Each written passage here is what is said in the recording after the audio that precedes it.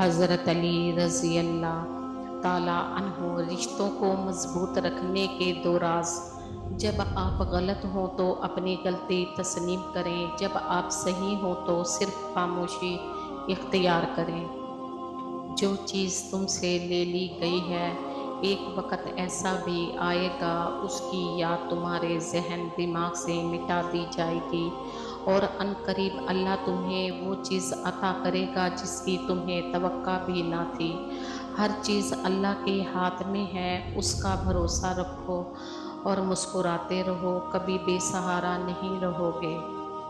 حضرت علی علیہ السلام: اگر کوئی تم سے بھلائی کی امید رکھے تو اس کو مایوس مت کرو، کیونکہ لوگوں کی ضرورتوں کا تم سے وابستہ ہونا تم پر اللہ کا خاص کرم ہونے کی نشانی ہے۔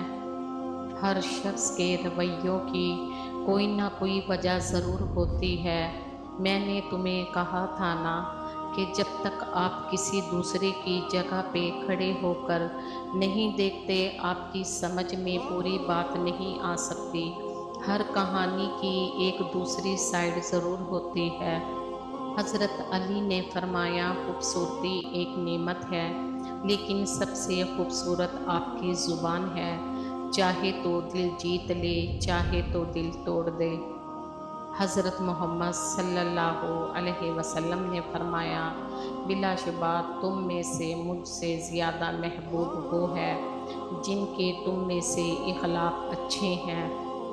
جو دو گے وہی لوٹ کے آئے گا، چاہے عزت ہو یا دھوکہ۔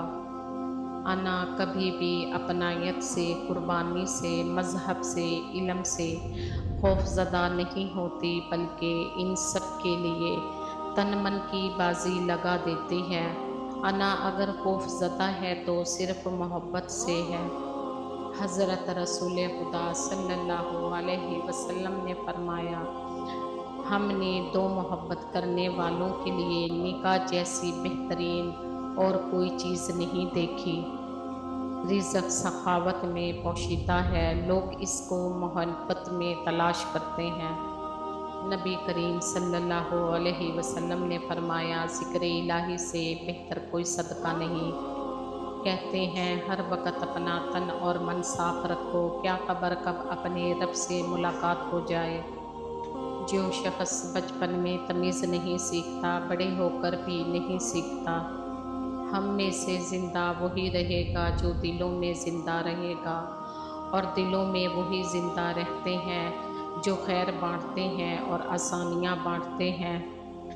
اللہ اپنے بندوں کو آزمائش سے ڈالنے سے پہلے آزمائش سے نکالنے کا وسیلہ بناتا ہے۔